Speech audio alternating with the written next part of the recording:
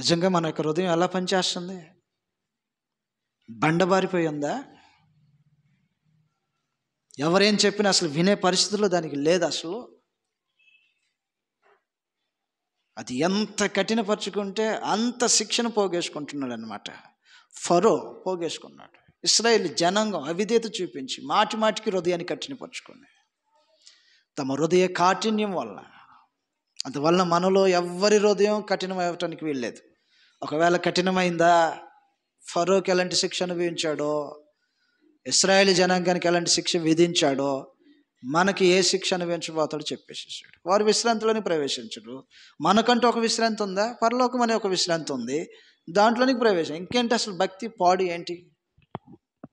అసలు పోగొట్టుకున్న తర్వాత భక్తి ఏంటి, విశ్వాసం ఏంటి? మీ హృదయం ఏమన్నా కఠినమైతే జాగ్రత్త. కాబట్టి ఫరో కఠినంగా మాటి మాటికి కఠినంగా తన హృదయాన్ని మార్చుకోవలసినటువంటి వాడు జరుగుతున్న ప్రతి చర్యకు కఠినంగా మార్చుకోవటం. ఏగలను పంపించాడు, అద్భుతంగా శిక్షించాడు, మార్పు రాలా. మిడతలను పంపించాడు, కప్పలు పంపించాడు, రకరకాలైనటువంటి తెగులు చేత వారిని ఇబ్బందులు పాలు చేశాడు.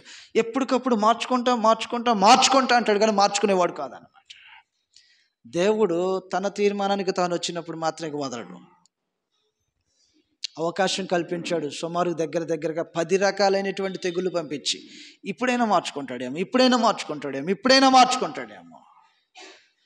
అవకాశాలు కల్పించిన ప్రతిసారి దాన్ని దుర్వినియోగపరుచుకుంటే పరమ తండ్రి ఒక నిర్ణయానికి వచ్చేసేసాడు. మార్కింగ్ వేసే, ఇంటిలో ఉండు, బయలుదేరతాడు, రాత్రిపాటు బయలుదేరతాడు, దొరికిన వాడిని దొరికినట్టుగా చంపుతాడు. ఒకవేళ లోపలుండి ఏ స్థలంలో దాగి ఉన్నా వాడిని తీసుకొచ్చి చంపేసి ప్రతి జ్యేష్ఠుని చంపేస్తాను అన్నాడు. కాబట్టి సంహారపు దూత బయలుదేరాడు.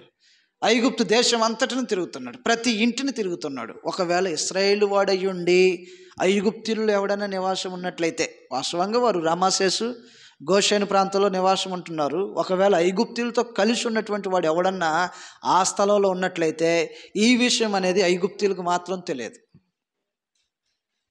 ఒకవేళ తెలిసింటే ఏమయ్యేదో పరిస్థితి తెలియదు. గుమ్మాలకు రక్తం రాసుకుంటే ఈ రోజున దూత నా ఇంటిని దాటిపోతాడంట అనే విషయం తెలుసుంటే ఏమయ్యేదో తెలియదు. ఇశ్రాయేలు ప్రజలందరికీ ఈ విషయం తెలుసు. గుమ్మాలకు రక్తాన్ని తీసి తాపేసేసారు. అర్ధరాత్రి పూట యాక్షన్లోకి దిగాడు దేవుడు. ఎవడు ఊహించిన సమయం అది. దేవుడు ఎట్టిగా శిక్షిస్తాడో, ఏ సమయంలో శిక్షిస్తాడో, ఎలా శిక్షిస్తాడో మానవ యొక్క ఊహకు అందనటువంటి రూపంలో శిక్షిస్తాడు. ఏదో క్యాజువల్గా తీసుకు పేలు చేశాడంట, మంత్రసానులు కూడా మంత్రజ్ఞులు కూడా పేలు చేస్తారు, కప్పలు చేశాడంటే కప్పలు చేస్తారు, పాములు చేశారంటే పాములు చేస్తాడు, చంపేస్తాడు. ఏం చేస్తాడు? బ్రతికిస్తాడా?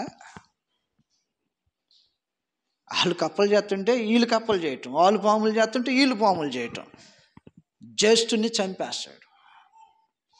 చదువుతాం గ్రంథంలో నిర్గమకాండం 12వ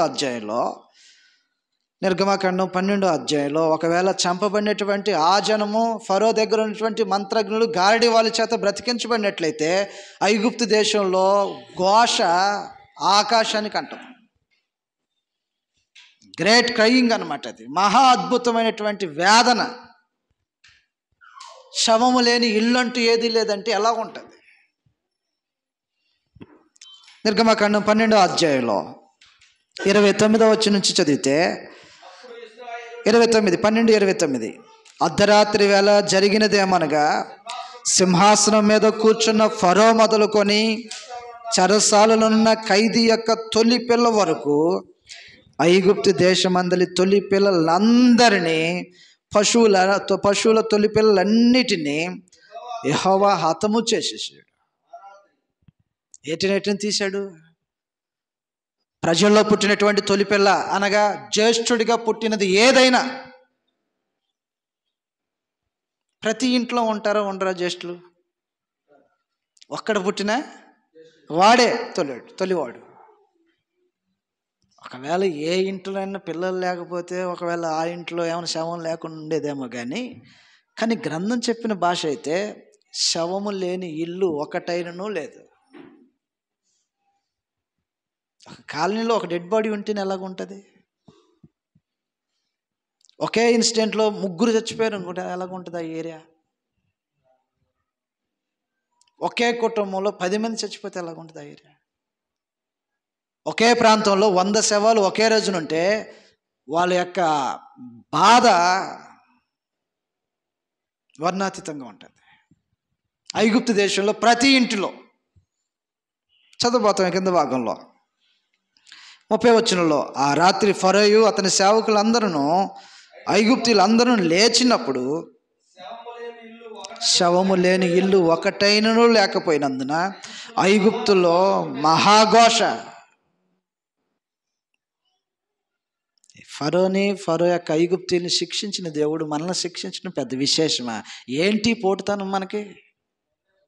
దేవుడు అంటే లెక్క లేకపోవటం, ఆరాధన విషయాల్లో క్రమమైనటువంటి జీవితం లేకపోవటం, భక్తికి సంబంధించినటువంటి విషయాల్లో ఏదో క్యాజువల్గా చేస్తున్నాం అంటే చేయటం. అసలు మనకు దేవుడు అంటే లెక్క ఏ మాత్రం ఉన్నా మనుషుడు భయపడతాడు దేవుని సమీపించాలంటే. ఎంత సమయం తీసుకున్నాడు ఐగుప్తుని ఏడిపించడానికి? ఐగుప్తు ఏడవటానికి ఎంత సమయం తీసుకున్నాడు? పక్కన వాడికి ఎవరికైనా తెలిసిందా తమ ఇంట్లో ఒక డెడ్ బాడీ ఉందని? లేచేదాకా తెలియాల. తెల్లవారి లేచేదాకా తన ఇంట్లో ఒక డెడ్ బాడీ ఒకటి ఉందనే సంగతి లేచిన తర్వాత కనిపెట్టారు. కానీ ఎట్లా చచ్చాడో, ఎట్లా చంపాడో, చంపిన దోతకి చచ్చిన వాడికి మాత్రమే తెలుసు. పరమ తండ్రి మహాశక్తిమంతుడై ఉన్నాడు. You can do anything. ఆ తరమైన ఏ తరమైన ఏ నాటైనా సరే తాను శిక్షించడం మొదలు పెట్టాడంటే దాని శిక్షను భరించటం అనేది మనుషుడు వల్ల పడదు. ఒకవేళ మనుషుడు దీర్ఘించి ఏందో అనుకుంటున్నారేమో, మనుషుడు ఘోష పుట్టించాడు ఐగుప్తు దేశాల మధ్య. శవము లేని ఇల్లు ఒకటైనా లేకపోయిన కారణాన ఐగుప్తులో మహాఘోష. ఇది ఐగుప్తులకు మాత్రమే చేయగలడా? ఈ ప్రాంతాల్లో ఏం చేయలేడా? మన జీవితాల్లో దేవుడికి అధికారం లేదా? ఈ రోజు ఉన్నటువంటి ప్రపంచ దేశ ప్రజల్లో ఉన్నటువంటి వారిలో దేవుడు ఎవరి జీవితంలో చర్యలు తీసుకోవడనేటువంటి అహమేంటి? ఆ ధైర్యం ఏంటి? అసలు ఒక రోజున ఆ దేశం మీద తన ఉగ్రతను కురిపించిన దేవుడు ఈ రోజున కురిపించడనేటువంటి భయం లేకపోవటం ఏంటి? ఆ ధైర్యంగా ఎలా బ్రతుకుతున్నారు? మరి దేవుని చేతిలో పట్టడం భయంకరమైనటువంటి విషయం తెలియక తమ ఇష్టం వచ్చినట్టుగా బ్రతకటం. సాంప్రదాయమైనటువంటి భక్తి సాధనాలు అన్నమాట ఇవన్నీ. Traditional devotionals. ఆదివారం వచ్చిందా ప్రార్థనకి వెళ్ళాలి, ఎవరైనా ప్రార్థనకి పిలిచారా ప్రార్థనకి వెళ్ళాలి, ఆదివారం వస్తే ప్రార్థనకి వెళ్ళాలి. ట్రెడిషనల్ అనమాట. అది అలవాటు పడిపోయారు అనమాట. అలవాటుకి రావటం, అలవాటుకి వెళ్ళిపోవటం. ఇది మనుషునికి ఎంత మాత్రము మేలైంది కాదు. చర్య చేపట్టాడా దానికి నిలబడగలిగేవాడు ఎవడు ఉండడు.